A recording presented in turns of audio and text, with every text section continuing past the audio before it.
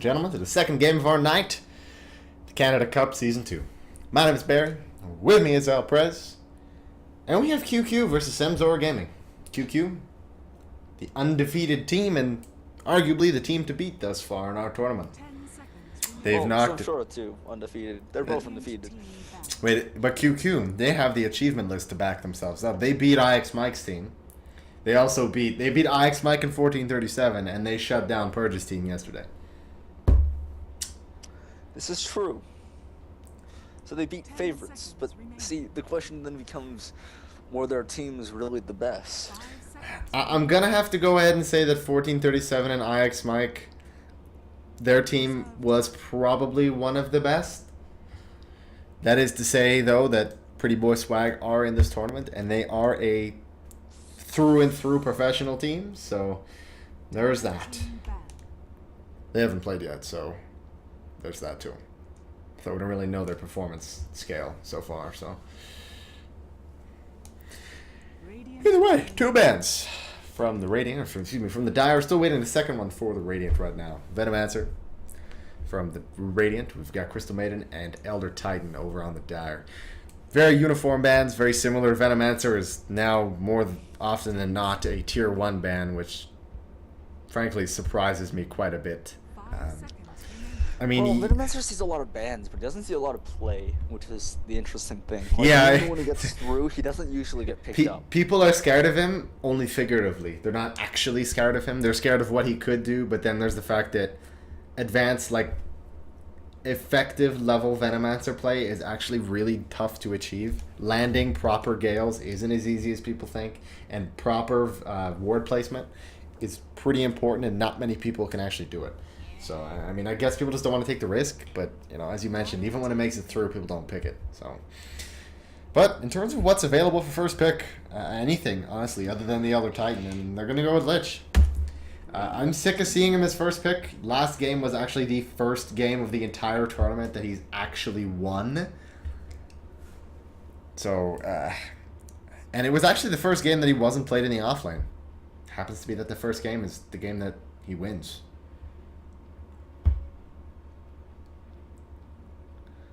Waiting for semXorah's 2 picks as well. What could they go with here? Visage.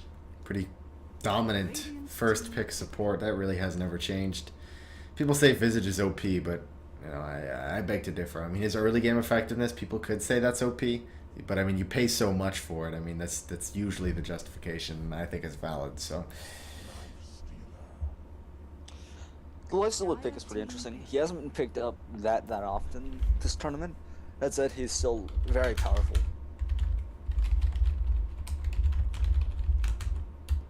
Did QQ not play TC yesterday?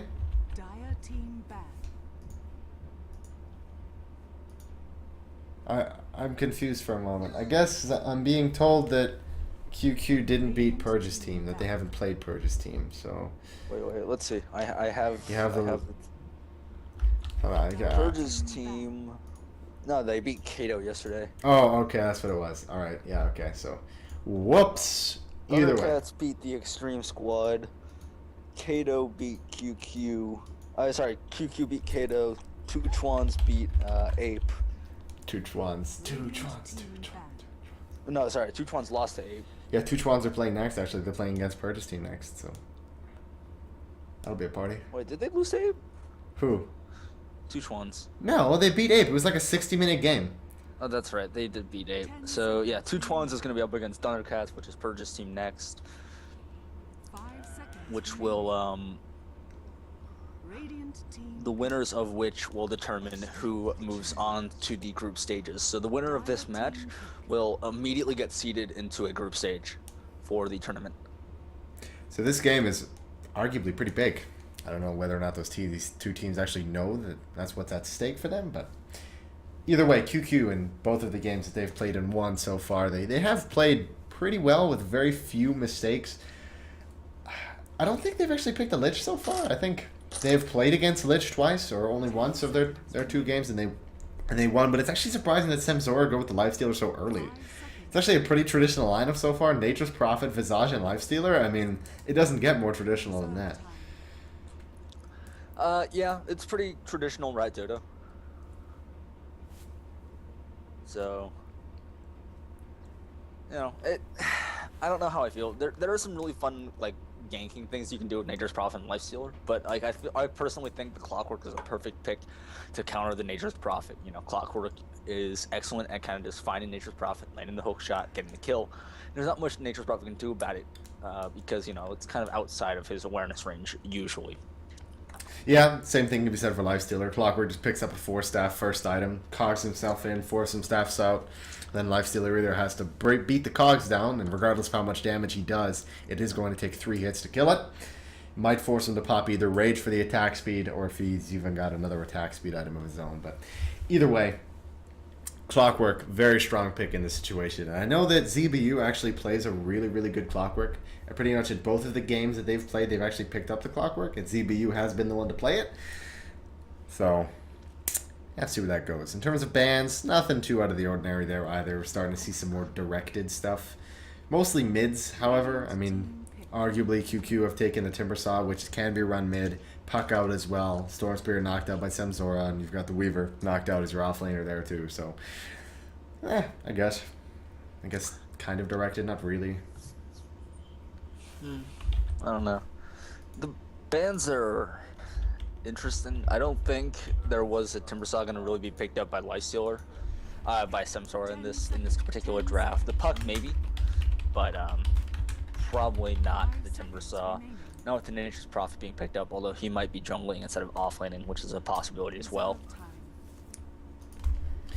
I guess Nature's Prophet is just pretty safe, honestly. I mean, I'm surprised he's not more of a tier 1 pick these days. I mean, even though he got a little bit of a nerf, Rat Dota in general got a little bit of a nerf, I think people are underestimating the other builds that are actually available with Nature's Prophet. I think he actually has a lot of potential in a team fighting role. In a role of I'm a hefty right-click carry, because when you get a good, successful Nature's Prophet, like your first 20 minutes are really successful, you can put some really good damage items out. You can put some, exceptional items out in general. You throw out an Orchid, Deso, Mjolnir. For the longest time, Mjolnir was the more popular item on Nature's Prophet. You go Mjolnir, Daedalus, there's tons of stuff you can do with Nature's Prophet. You can build him to the point where if you ignore him, he will right-click your whole team down.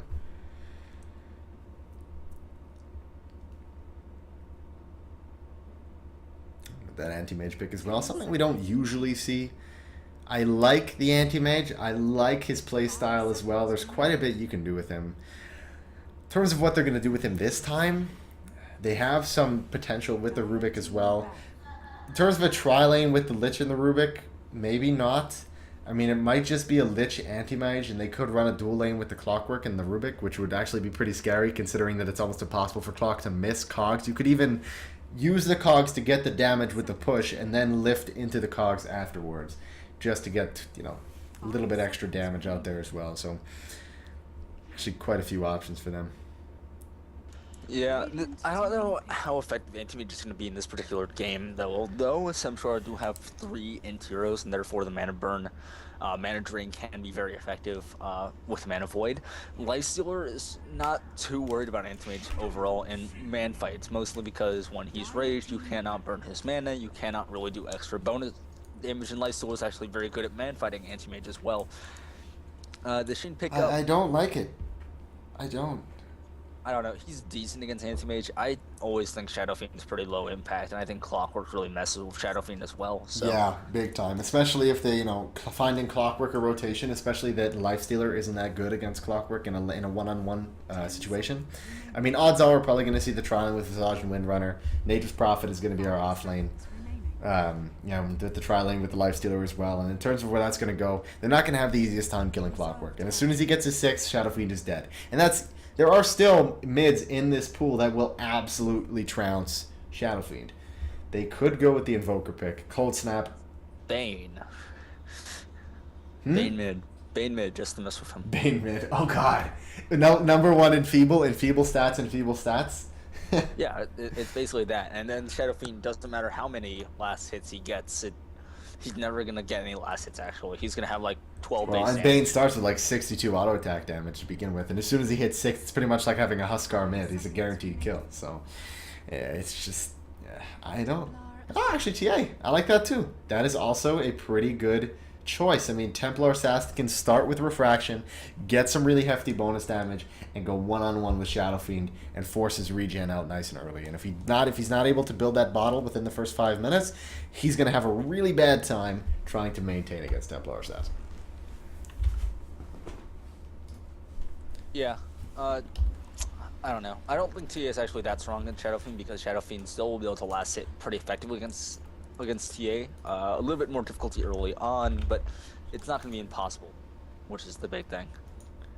Yeah, interesting. I kind of want that set for Anti-Mage. He's got the two mantas.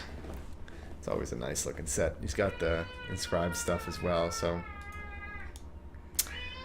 Well, you were going to start crying one point or another, right? Your cat is a very needy cat. Very much so. He needs to be careful, though. He's almost lying down on the power bar, which I'm sure you're doing on purpose. There, exactly. Well, now that we have the opportunity to go through our teams, I will do the Radiant team.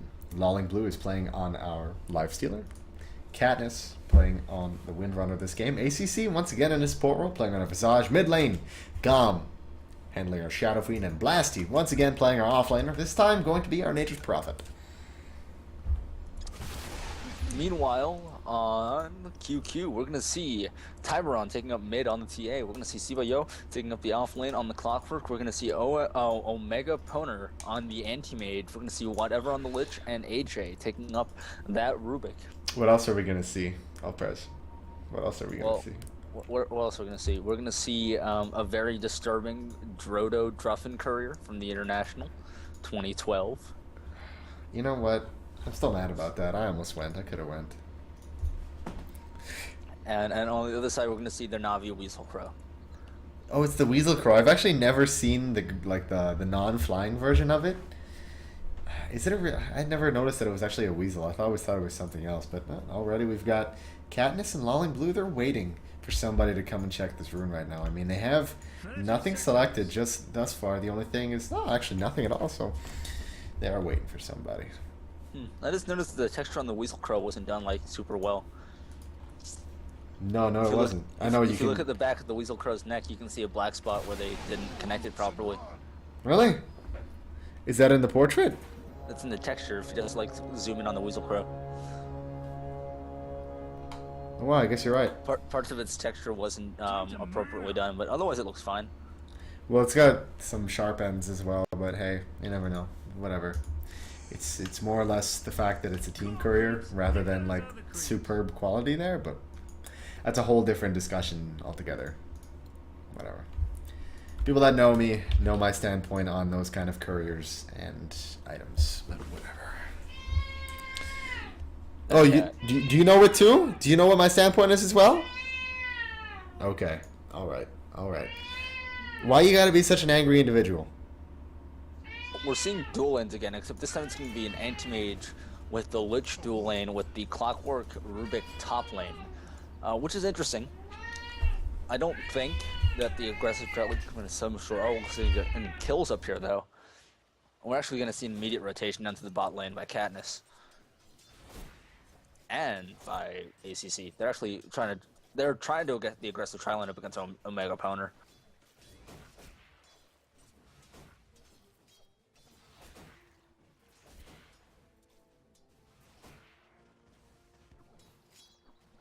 Whoops, I had to figure something out for the kitty cat so he would stop crying.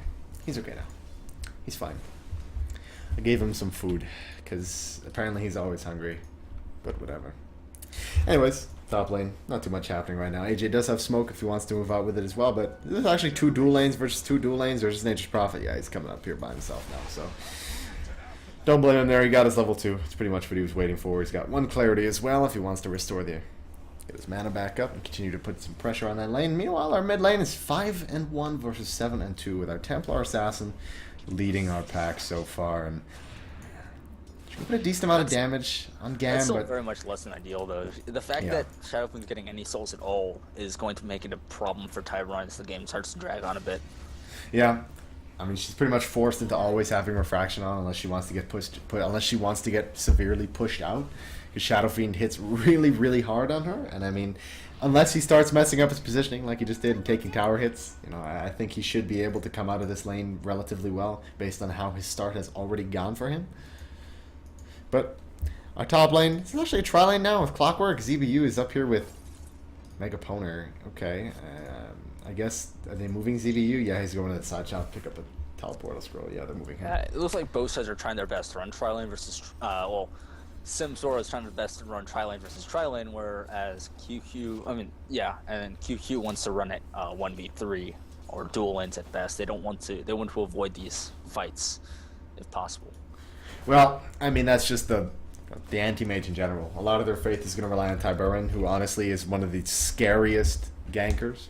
Templar Assassin is exceptional at controlling other lanes other than her own just because of how terrifying she can be. But mid lane, they're actually going to go there on Shadow Fiend. And fantastic Shackle there from Katniss is going to secure the first blood for Gam. But the trade kill is going to be on Shadow Fiend. Needs to be very, very careful. Tyburan could go down here as well, but they just don't have enough damage just yet. So she'll back out. Kill on Shadow Fiend is probably, even though it's first blood, I think it's actually more important that Shadow Fiend dies than Clockwork dying. Well, let's see. Who got the first blood kill? Shadow Fiend. Well, that's fine. He lost some souls, but the fact was he gained 12, right? So he actually lost less souls than he gained from that kill. That's true. I mean, he has taken level 2 Necromastery, so he can go above 12 if he wants to. So, yeah. Lolling Blue in our bottom lane. Going with that, I mean, pretty much just a typical off-lane or solo build, or even just a dual-lane build, if you want to call it that. Taking that Orb of Venom, giving him a little bit more potential if he wants to go into a one-on-one situation with whomever he desires. But Mega Power, he's still sitting up here. Gone with Poor Man's Shield build there. Not a huge surprise. Allow him to stick around in that lane a little bit longer. Meanwhile, got himself a bottomed-up Illusion Rune. A Weasel Crow. But it's not a Weasel anymore. It turned into a Crow. I don't understand. But the Weasel, when it was a Weasel, wasn't a Crow. I'm so confused. How can it change animals? Pure magic. That's stupid. Why didn't they just give it wings? Why couldn't they have just given the Weasel like an apparatus with wings on it? Well, then it wouldn't be a Weasel Crow.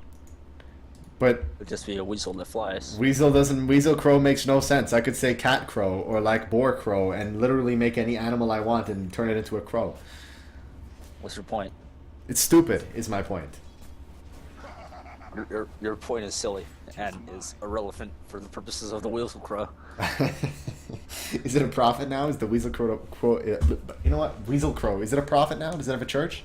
That's really what I want to know. But AJ, he's in our mid lane. He's waiting. He's waiting for Shadow Fiend to go down to the river. And there's the opportunity. He's going to go in. Trap is popped. He's going to throw him back down to the river. Tyburn as well as Lich are here. And they realize the importance of killing Shadow Fiend. Ouch. Yeah, that was a full duration, like the max slow coming out. Yeah, he was sitting right on top of it too. So yeah, it's gonna be your full duration. So he was just not able to move at all. So that's gonna set Tyburan up to level 7. And meanwhile, Shadow Fiend's only level 5 still. Well, whether or not they should be happy with where they're sitting right now, I mean, Omega Poner, he's not doing phenomenally, but he is sitting 20 for 6, and he shrugs off most of the damage from Katniss with that. With that Poor Man's Shield, excuse me. And Blasty, is he even building a Midas this early? No, I think he's got himself the early phase boots already, which got a surprising build for a Nature's Prophet. But, yep, no, he's getting Gloves face right now, so it is going to turn into a Midas eventually. But one of the big problems I'm seeing with Gam is that he's focusing a lot on harassing. He's not getting a lot of the last. Oh, they're going to kill him again. Go down again. That's again easy. Lich even. How long was Lich sticking in that lane for? I mean, that's how much confidence they have that they can kill him again. Is that he stood around for at least a full minute waiting for him to come back to the lane, sapping experience from Tyburan and sapping a little bit of gold as well. But hey, they have faith they can kill him. And if Shadow Fiend starts to feed, he doesn't have the luxury of farming the small camp anymore. Especially now that it's Mud Golems. He can't flash farm it anymore.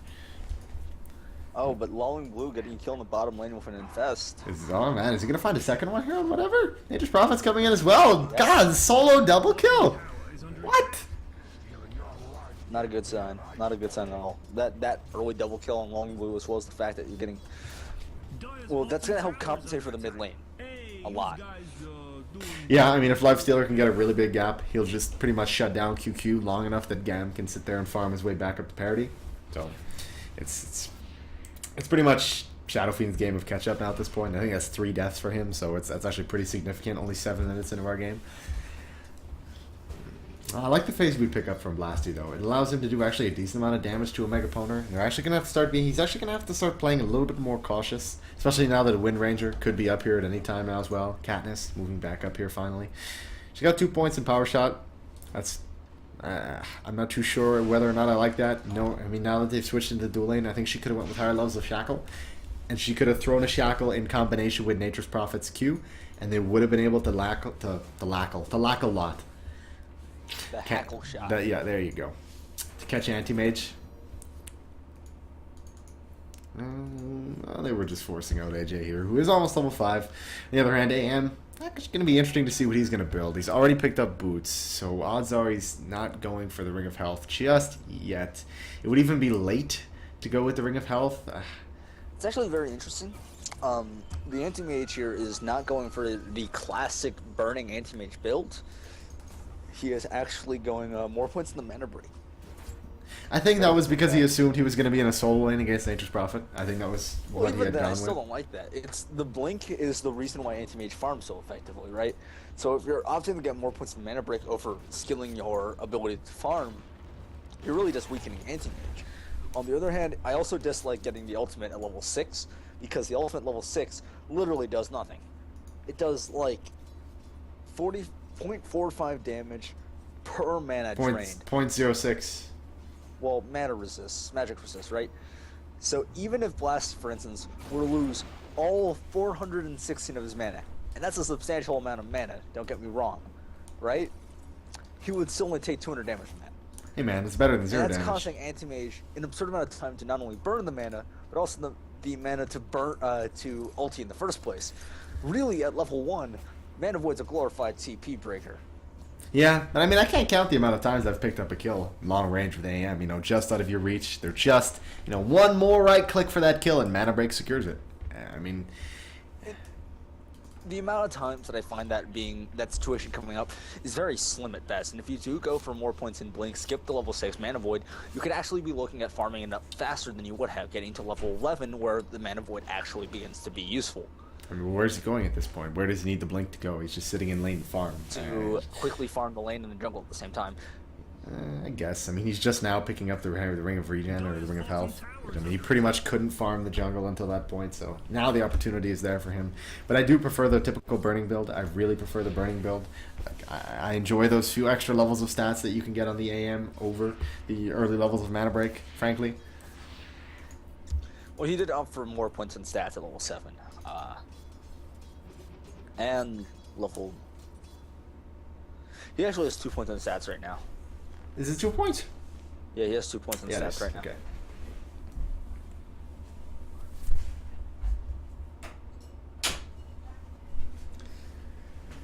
Well, once again, another pause gives us an opportunity to look towards our net worth. Leading right now is Lifestealer. Actually, the interesting point is that he's a decent amount ahead of actually the rest of his team here, and that's semXorah, or excuse me, QQ. They have the second and third placers in terms of net worth at the moment. This is true, but then when you look at the top 5, right, the gap between 5th and 6th is ridiculous. It's a 1,200 gold gap. The gold lead is definitely in favor of semXorah overall right now, because the Anti-Mage is only barely ahead of the Nature's Prophet, which is not a very good sign, because Nature's Prophet's about to get a minus. Is he?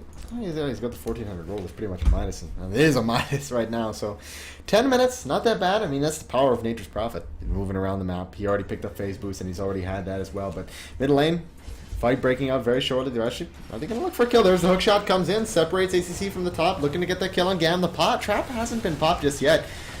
And there's the easy kill. Oh. He goes down, but instead they could turn this around to kill on Tyburn. He needs that refraction, and he's not going to find it. They're definitely be okay making that trade. semXorah. Shadowfin's already behind. Lolling Getting a little bit further behind is not the biggest deal.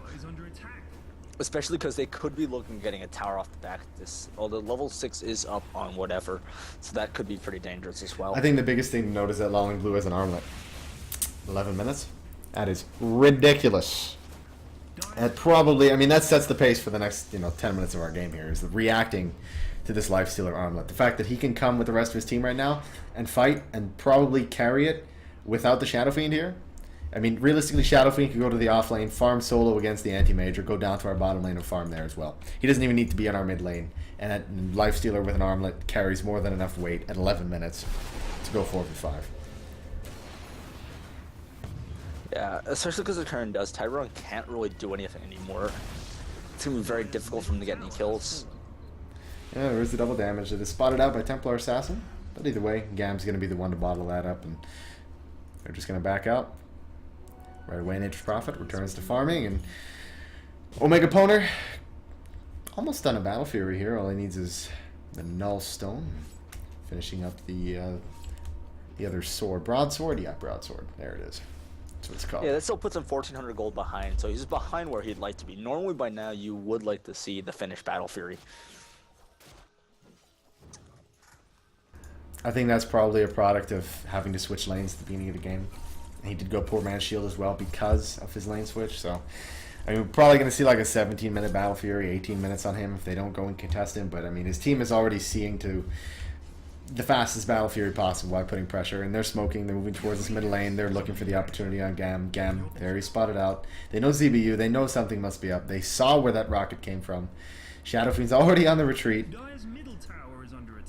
They're going to have to do something. I mean, you can't really waste the smoke too much there, especially that your middle tower is taking a decent amount of... starting to get pushed in by the creeps. Problem is, even if they were to go on Lonely Blue, it's going to be very difficult to get the kill because he can't always just infest an enemy creep and wait for his teammates to arrive. That's probably what he's going to do. He's going to come around right now. Nature's Prophet's coming in, looking for that as well. If they have enough stunts to bring him down fast enough, now he just rages. Nature's Prophet's here as well. He's going to look for that kill on AJ. Rage is stolen. He's going to look for that kill. Pretty low, but either way, Templar Assassin dealing quite a bit of damage. You need to be careful of this minus armor, and there's the Chain Frost. He actually waited for the good opportunity to try and hit the Lifestealer there, but I think it might have been a little bit of a misclick that he hit it on the creep instead for the initial bounce, and it really did just about nothing. That's a 1-for-1 trade. Definitely for QQ because Nature's Prophet's quite wealthy. Very close behind the Templar Assassin Tyrone, which is not a good sign again for QQ. The fact that they're not really getting more farm than semXorah, especially when you look at it now. The gap is getting wider. The clockwork is now poorer than the Rubik. Even Gam, who's been feeding, is actually decently wealthy, sitting at 4k gold. Well, he just fed the courier, and odds are he's going to feed another death right here without claiming a kill of his own. I think he'll be alright there. I mean, Blasty, he might even pop the trap here as well. This could be him going down too. I mean, there's the minus armor and boom. Double kill for Tyberin. That actually hit quite hard. Just like that. That's 2 secured kills for Tyberin. That, I mean, just as we think Shadow Fiend is coming back, that's not going to happen. I mean, that's Templar Assassin for you. She is a force multiplier to be reckoned with, especially at the beginning of the game when she's had a successful middle lane. And it just gives Omega Poner this really good space, this really safe space for him to just farm. That's what he's been doing. He's pretty much done the Battle Fury. Courier's going out to the Secret Shop right now. All he needs is 2 more last hits and he'll be done. The Roshan is happening. It's going to happen pretty quickly. There is minus armor available in QQ, which reduces the effective HP of Roshan so much. So.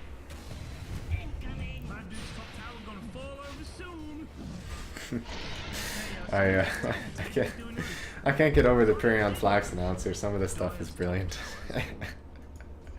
I stick to my Bastion announcer. Yeah, I like it. I used it for a really long time. Frankly, I don't play that much Dota anymore. It kind of bums me out. I really don't play that much. I used to play way too much. I don't really play that much anymore. Well, the Battle Fury is coming out really late on QQ, grabbing it just now at the 16-minute mark. So that's about 4 minutes later than you normally like to have the Battle Fury up on the Anti-Mage. So that's significantly less than ideal.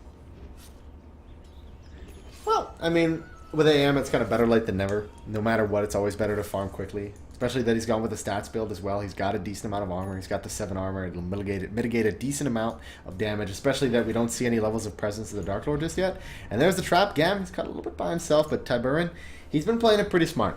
He knows that no matter where he goes, there's a Nature's Prophet potential there as well. So he also didn't have any vision up on that high ground to ensure that there wasn't anybody there waiting for him. But meanwhile, in the bottom lane, Lawling Blue, he's just going to sit pretty with that lead of his. 2,900 gold, 7,800 net worth, but encroaching on him relatively quick is this Templar Assassin who's been picking up a lot of kills. And AM, he's just going to soar ahead. If they don't kill him, he's just going to pick up and he's going to blow ahead of everybody. It's definitely going to be the concern. The problem is, again, when you look at the late game, and I think they're just going to have a very difficult time against the Lifestealer in straight man fights. Well, I mean, Lifestealer... Bad position. Oh, easy kill for them there as well. Yeah, Lawling Blue. All they need is the minus armor. One more meld and he'll be going down. AJ just barely escaping. He did steal Windrun. Very clutch steal for him there as well. That is a Lifestealer and a Windrunner that are down. They're not able to bring down Blasty on the other hand, but that is two very important kills for QQ right now, especially the Lifestealer. And frankly, all of this is just time for AM. This is really what QQ are doing. That is the baseline of their plan is we're stalling. That's really it. We don't care if we take towers. Towers are an okay trade, but what we're trying to do is just shut you down long enough that our AM will just come and ruin your day. Well, both sides do have pretty strong Dota heroes. Antimage is actually very good at split pushing, and so is Tenacious Prophet, so it could turn down into a duel between the two there.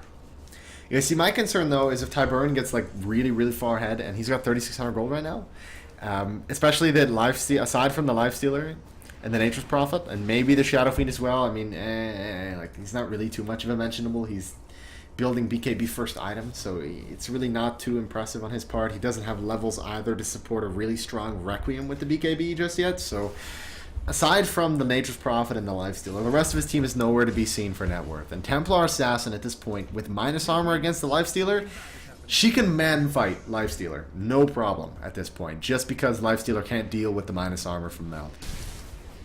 Yeah, this is absolutely true. The -8 armor provided by Meld Strike almost completely removes Lifestealer's armor. The Sange early on will help out because that's going to quickly turn into a Heaven's Halberd, and that's going to completely ruin Anti-Mage and TA's days because now they're forced to buy BKBs to compensate for this, as well as MKBs to make sure they can actually apply damage to Lifestealer. So it's basically forcing two very expensive items out of QQ to compensate for one cheap item coming out of Lifestealer.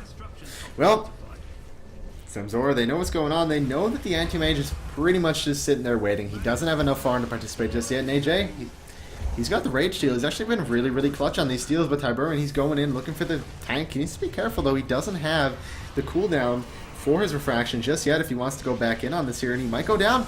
There it is. Shadow Fiend picks up that kill. ZBU as well, looking for another one. He does have the Aegis, however, and that was probably his reasoning. AM actually goes down. They were able to find that chase. Tyburn, he does find that kill on Blasty, however. And they're just going to turn around and they're just going to look for that kill on Templar Assassin. There's the hook shot from ZBU. That's very good for him. He can look for that minus armor once again, 6 seconds. He does have one more Refraction charge. And that's just going to force a retreat. Most important kill is the AM. AM did go down. Didn't lose too much gold, but nonetheless a kill on Anti-Mage. Yeah, the Force Staff definitely made the difference there. The fact that ZBU was able to get his hands on that at some point.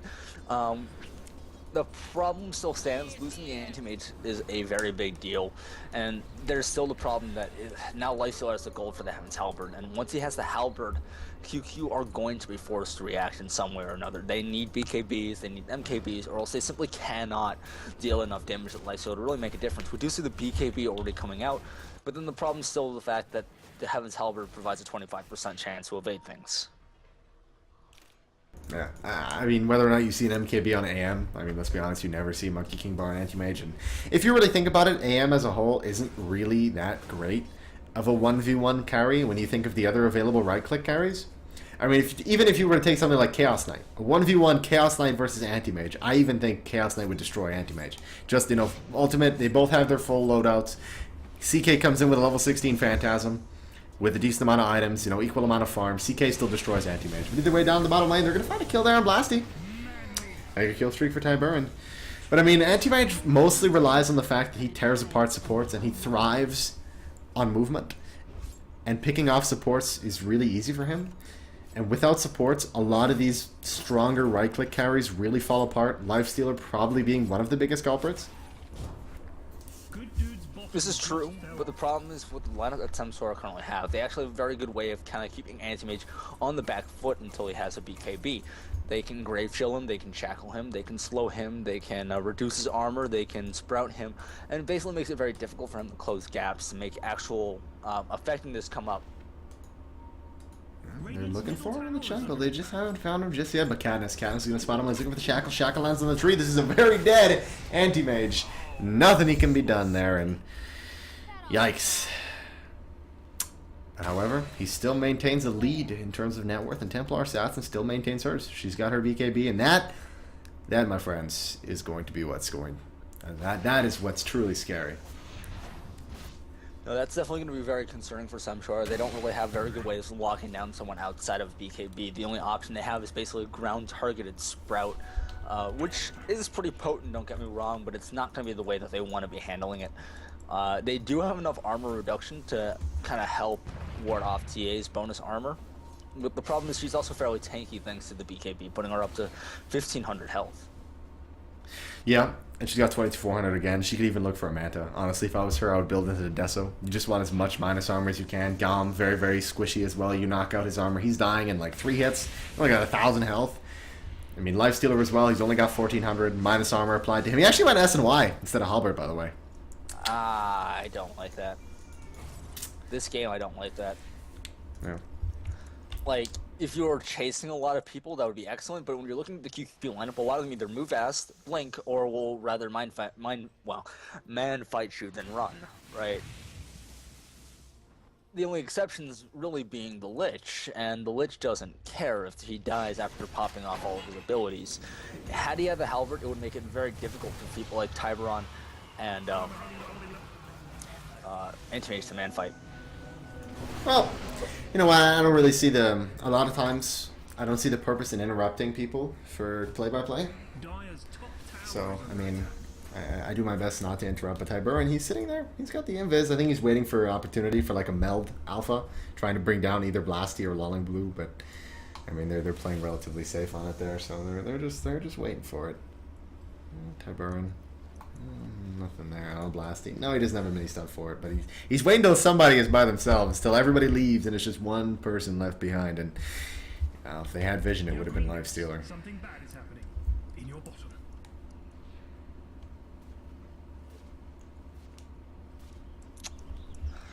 We do see, while QQ do have the highest farmers in the TA and the Anti-Mage, the next couple, the 3 best farmers on semXorah, as well as the 4th one, happen to be the next 4 places, which is actually a very big deal. So they actually have an overall gold lead in the crowns of 2 to 3K, which helps. Luckily, QQ's lineup is very top-heavy in terms of farm distribution. They really don't need that much gold on the heroes outside of TA and Anti-Mage to be effective. For instance, Clockwork really only needs a 4-staff. Yeah, I mean, he's already got most of his slowed out here in Tiburon. There's the initiation. The potential is there. Damage goes out on AJ. Not too huge. He did blow the cooldown, however. Either way, there's the Clockwork. He's trying to escape ZBU. He already popped his 4-staff and his hook. And he'll go down very, very quickly there. No hackle shot today, Windrunner. You're now picking out a Lich. Lich Prophet. Oh, he was looking for that side sprout there, but not able to find it, unfortunately.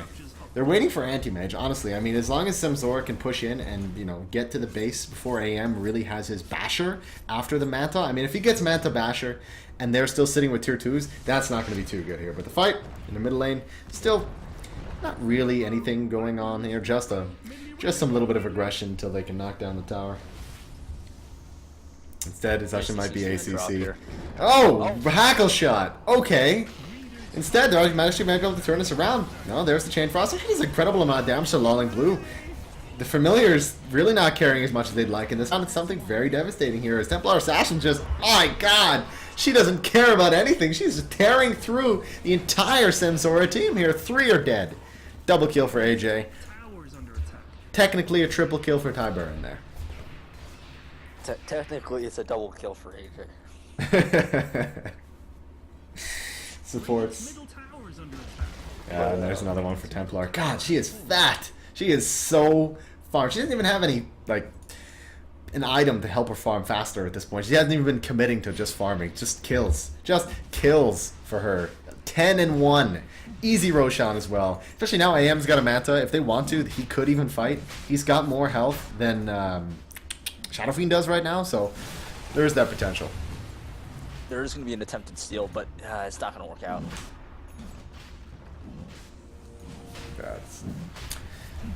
They're still waiting there. Yeah, not happening. AM with that Aegis this time. So I mean, whether or not he's going to use it to farm securely, I mean, he just switched his Manta to his 1 slot or his first slot. So odds are it's going to be using it for combat. And Blasty, pretty much done his sheep stick there as well. Pretty significant item for him, especially without a BKB on Anti-Mage, which honestly, that's what forces the BKB pickup is the sheep stick, which is honestly inevitable on the Nature's Prophet. It's always going to happen. It's still a long ways off here. He's still looking at 600 gold difference, and if QQ choose to pressure here, they're going to be in a very difficult position. Yeah, they really wouldn't be able to push too hard against Gam as well as, I mean, Gam, he's not too far behind, but Lifestealer is the concern. What I'm concerned about, though, is the items that he's been buying, S and Y with his lead, really? Like, I don't feel that's big enough with the lead he had. He also went back for the drums well, he went for the drums earlier, but the drums isn't a very good option either. He really needed some higher impact items, and I feel like they're hoping that Shadow Fiend was going to be the one compensating, but honestly, it wasn't happening that way. Well, I feel like he should have went Basher after the armlet and just went with the Basher, the straight Basher with his gold advantage that he had for the longest time. I mean, for the longest time, he was untouchable. He had, like, the highest net worth on the map, 11-minute armlet. He could have went 20 minutes and had a Basher and drums as well if he still wanted to go drums. He could have even went Basher and Halberd at that point. Or Halberd. Halberd. I really would have loved to see the Halberd up on this... Wife so Stealer. I feel like it would have made the difference in a lot of these fights, getting the extra evasion plus the disarm. Yeah, that probably would have made a difference, especially when you're dealing with somebody like Tiburon who's pretty much going to attach himself to you until you're dead. If you can force the BKB usage earlier than Tyrone would like, that's excellent, basically. Well, it's whether or not they can get initiation on him, which is, I mean, he's gotten battle TA build, like 100% battle TA. He's got the Manta, he's got the beat the drums, the BKB. He hasn't even picked up Blink, so he's not even gank oriented. He is just full on, let's fight. I want to be doing as much damage as possible and survive as long as possible until our anti-mage can finish his biggest items. Oh, Blasty caught way out here. Yikes. Nature's Prophet dead. If they want to push, 55 seconds is their gap. Unless they want to... No buyback. No buyback. Yeah, I mean, if they want to push for it, they can go for it. Meanwhile, in the bottom lane, they're down 1. They need to be careful. The rest of the lineup is coming in. AM's just going to blink. He's got the man mode. There goes the shackle. Nothing connects off of that there as well. The slow actually just barely touches Gam. There's the Force Staff as well from the Windrunner. Actually looking for the slows. Good cut off there from ZBU. And BKB is done, and pretty much all cooldowns are done. Omega, he's just jumping on Lolling Blue. He's getting these free right clicks because he's not even able to turn around and fight. And there's another blink, and he's just looking for damage. Tackle shot once again. Not able to connect. And he's just gonna keep going. Okay, Anti-Mage. I admire your courage. Well, he did have the Aegis, so... Yeah, I mean, he's only got 3 minutes left on it, so I can imagine he'd like to get aggressive with it here, so... Either way, that was a pretty significant fight there. Losing both your Shadow Fiend as well as your Nature's Prophet in the span of 30 seconds feels like a pretty big misstep for semXorah there. I feel like as soon as the Nature's Prophet went down, they really should have backed out of that.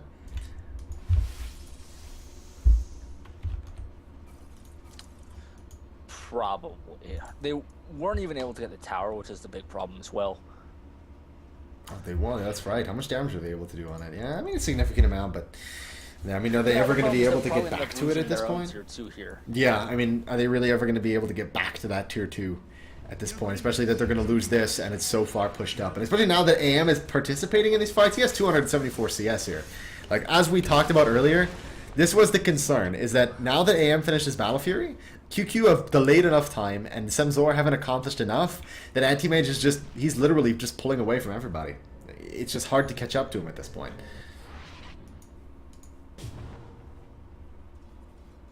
It's not going to get any easier. He's got 4,000 gold. He could just go Basher and even just look to do, you know, Blink Basher Manta, first bash, and then rip apart somebody like Windrunner or even Visage. But he could even go for the Butterfly, I guess, but... I think at this point, the Basher might be the best choice given that QQ are looking to be aggressive, and being able to forward blink and getting that bash to secure a kill is actually very important. Given if you do choose to go that not go that way, I would personally go for a heart at this point, just to boost your own survivability, making it easier to man fight. But with the Aegis currently in Anti-Mage's possession, that shouldn't be a high priority. So that really leaves the Butterfly and the Basher as the two real choices for Anti-Mage at this point. Yeah. I mean, BKB would be okay, but I don't feel that he needs it, honestly. I mean, he's got Ice Armor from Lich. He's got, what, like 24 armor at this point. If there was a Heaven's Halberd on Lifestealer, that would be mandatory. But there isn't. I mean, they've got the Sheep on Nature's Prophet, but I mean, it's a tough choice. I mean, do you Sheep Anti-Mage or do you Sheep Templar Assassin, who are both ridiculously farmed? Is about to get knocked over. And I feel like right now, this is semXorah. They've realized where they're at in this game, and it's just panic. They've let 2 towers go in the past 3 minutes here, Top tower is under attack.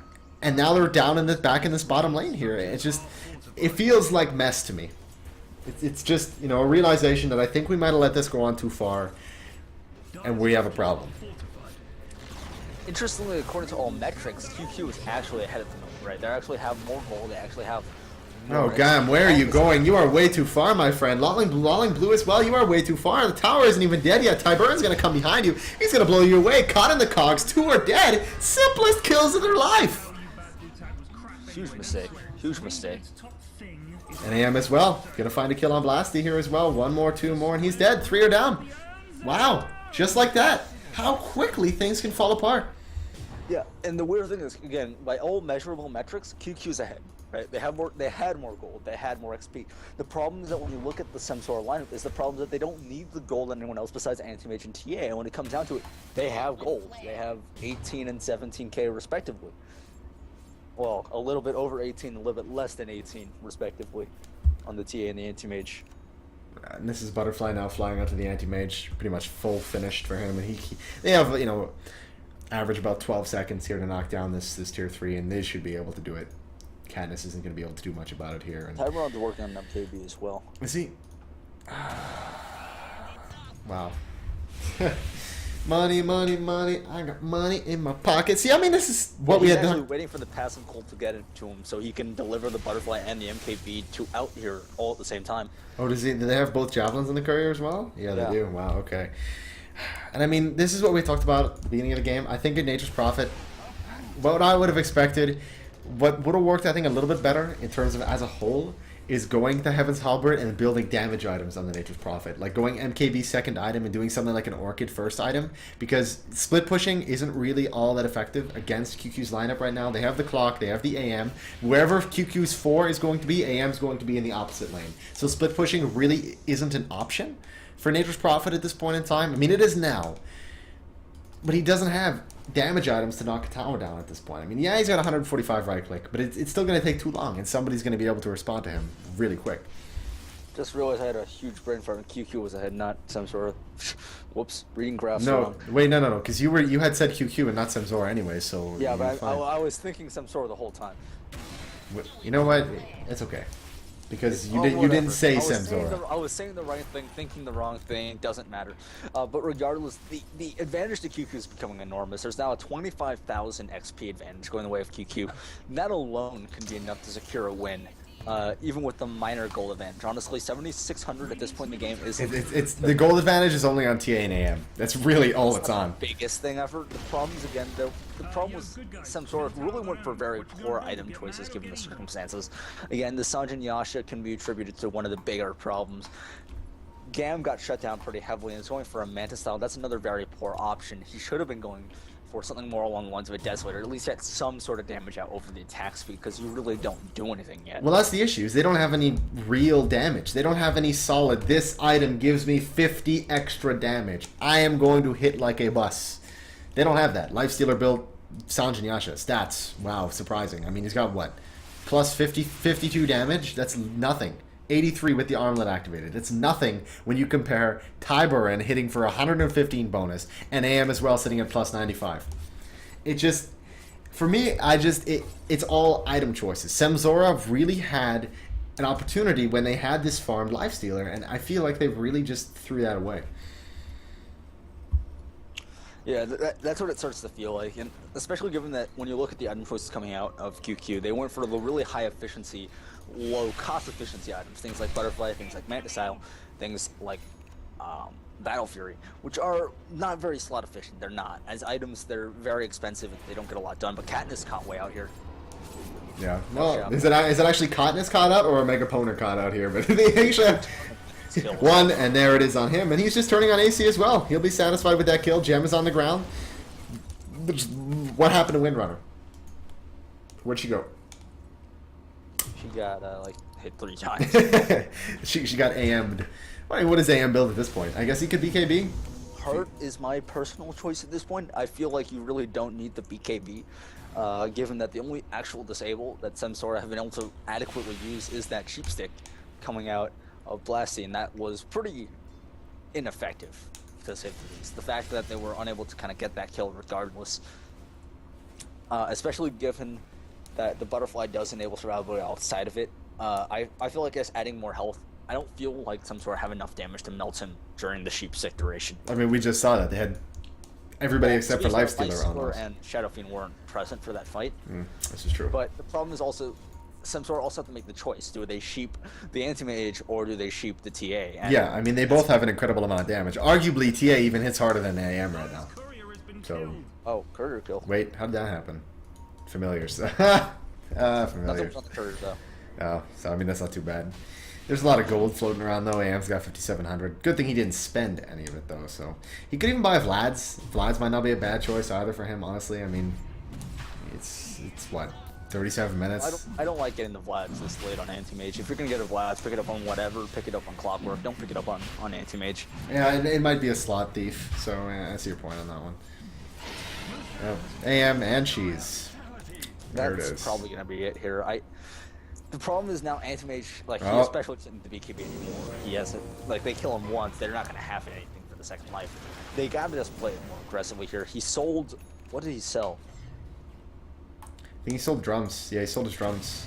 Anti-mage had drums? No, TA sold his drums. I don't know what any mage sell. He sold something. Poor man's shield. Ah, that's it.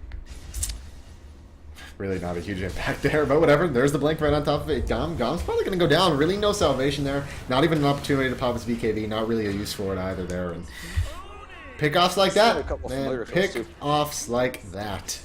And there's what? Yep, gold for everybody. And that's, like, there is a reason on the familiars, although he really wants to get the axe before he does that. He's going to sell his magic wand for it. The problem is the familiars have been pretty ineffective this game. Well, they haven't had an opportunity for it. Have we ever seen actually like a real 5-on-5 engagement that isn't just a pick-off that began as a pick-off? But either way, I mean, look, Lolling Blue, he can't fight it, and there's the ultimate, and boom, solo kill on the Lifestealer. I mean, what? It's so simple for him. He can't even turn around and fight him at all. And he, realistically, Butterfly isn't a very good item on AM. It's okay, but it doesn't provide him with any real solid damage. Well, 60 damage and 60 attacks was actually very substantial on a hero for reduced BAT like anti-mage. I guess. He has, I think, a 1.45 BAT. He does have an absurd animation. So it's like, this attack speed means a lot for anti-mage, especially given that his orb effect is based off attack speed, not damage. It's very difficult to deal with him. I I do have an experimental anti-mage build that totally skips both his ultimate and his mana break in favor of Desolator. What the hell? What's the point of the ultimate? That you just take stats? Yeah, you just take stats forever and ever. And then the whole point is that you just split push it. But it's really silly because you can pick any other hero with a blink and probably do it more efficiently. Well, no. What other hero with a blink? Name one. Quap, maybe? No. Quap, Faceless Void. Yeah, I guess if you're going to do a Void. God, we haven't seen a Void in forever. Oh, looking for a kill possibly on Tiberan there, Tiberan. He does have the cheese, however. Can he even fight him is the question here. He's looking for the kill, but right away, Gom does come in and actually taking a decent amount of damage from Lifestealer. He's popping his cheese. The damage, where is it coming from? It's actually the Nature's Prophet. He hits like a bus. This could be the first fight to go proper for them there, but Omega turns it around, bringing down the, the Shadow Fiend there as well, but somebody needs to kill Nature's Prophet. Somebody really needs to kill him because he is hitting really, really damn hard right now, and they're going to have to be careful. They're going to have to back out. The buybacks are up on pretty much everybody, and there goes Megaponer. And he's going to be able to chase down the rest of the team as well. Blasty is dead on top of that. Wow, is that a rapier? Yeah, that's a rapier. Wait. Wait, what? Wait, what? What? What? What? What? Because I saw a basher. He had a basher. Did he sell the basher and buy the rapier? No, he still had the basher on the stash. Where did he get the money? I don't... Because he didn't have the rapier before he died with the Aegis, did he? Wait, who had the rapier then?